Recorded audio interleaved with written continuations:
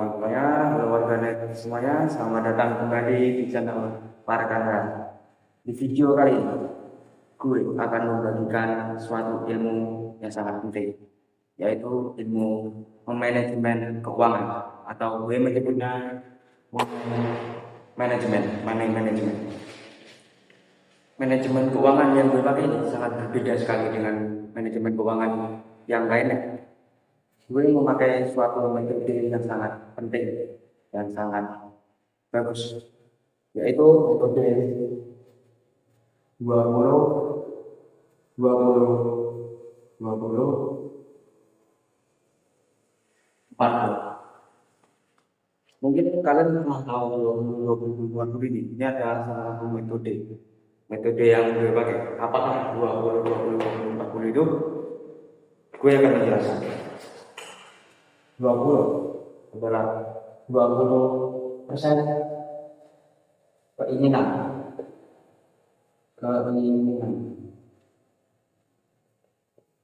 Lalu 20 tadi 20% investasi.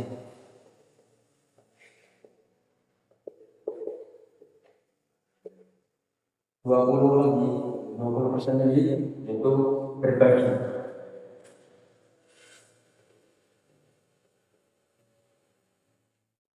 Lalu sisanya 40 yaitu kebutuhan. 40% kebutuhan.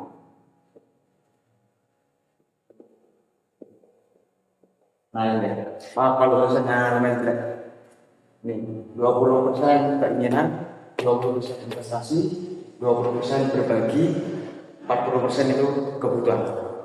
Dan di sini gue akan menjelaskan semuanya. Sini ada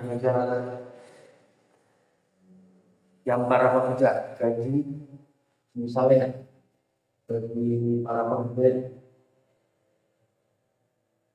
itu kebanyakan 1 juta, tapi gue akan gunakan uang saku gue, yaitu 500 ribu 1 juta. Dan ini adalah manajemen keuangan dalam bulanan, 1 bulan 500 ribu. Gini, keinginan 20% itu sama dengan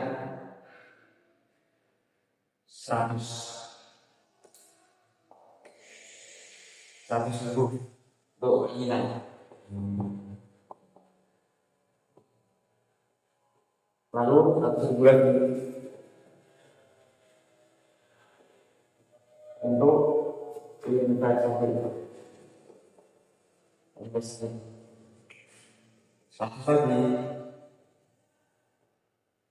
itu untuk berbagi. Lalu sisanya 200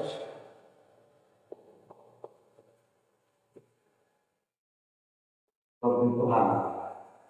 Nah ini dia. Ini jika di total totalnya jadi 500. Ini manajemen uang yang saya pakai. 1 keinginan, 1 investasi, 100 berbagi, 200 untuk kebutuhan. Gue akan membahas satu-satu ini. Satu-satu gue akan bahas. Nah, gue akan membahas yang pertama yaitu keinginan. Pertama itu keinginan. Apakah keinginan itu suatu kegiatan, suatu hal yang kita inginkan, seperti kamu ingin suatu barang yang ingin kamu beli dari internet. Misal kamu ingin beli sendal. Nah, dari 100 ribu kamu beli sendal itu harganya itu nggak nyampe 100 ribu, paling 100 bawah, 500 bawah. Itulah keinginan kamu. Dari 100 ribu semestinya masih susah. Misalnya kamu beli sendal harganya 60, berarti sisa 60. Sisa 60 itu kamu simpan terlebih dahulu. Bisa kamu masukin ke investasi, berbagi, sama kebutuhan. Lalu yang kedua itu ada investasi.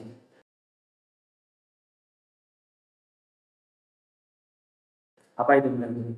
Itu adalah penanaman modal. Seperti investasi saham, emas, dan kripto, obligasi, sama reksadana itu kalau nggak salah masuk investasi, tapi memang dia masuk investasi. Nah, di sini ada apa tadi, ada investasi saham, emas, dan kripto. Nah, kalau di kripto identiknya itu dengan Bitcoin.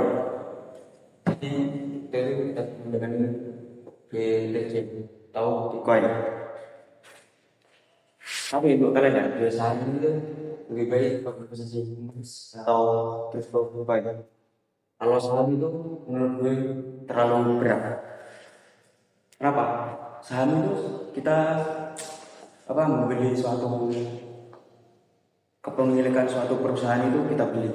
Jadi ibaratnya kita memegang setengahnya perusahaan.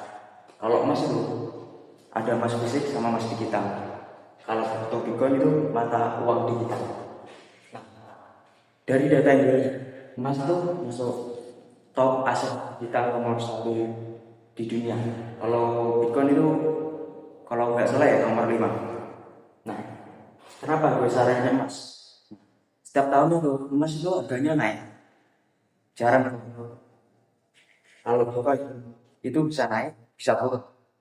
Kalau sekali naik untung, kalau sekali turun rugi. Jadi investasilah emas atau kripto. Gue saranin kalau kalian ingin menabung lebih baik dengan emas atau kripto Bitcoin. Jangan menabung rupiah. Karena apa? Karena rupiah itu setiap tahunnya itu kalau nggak setiap tahun ya, setiap abad setahun itu mengalami namanya inflasi, penurunan harga mata uang turun. Jadi jangan nabung rupiah, nabung emas atau kripto Bitcoin. Lalu di sini yang ketiga ada berbagi.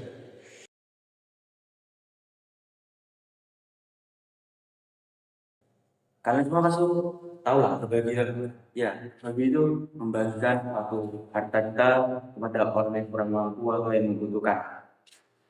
Jadi, ketika kamu mempunyai suatu harta yang lebih, itu kamu seharusnya itu kamu berbagi supaya orang lain itu bahagia. Ya, inti dari kesuksesan itu berbagi.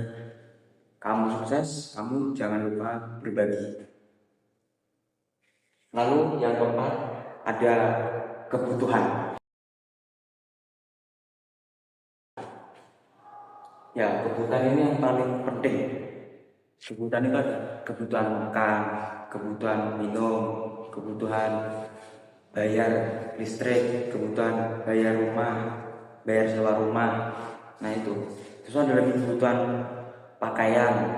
Nah, kalau kebutuhan pakaian itu bisa jadi kebutuhan dan keinginan.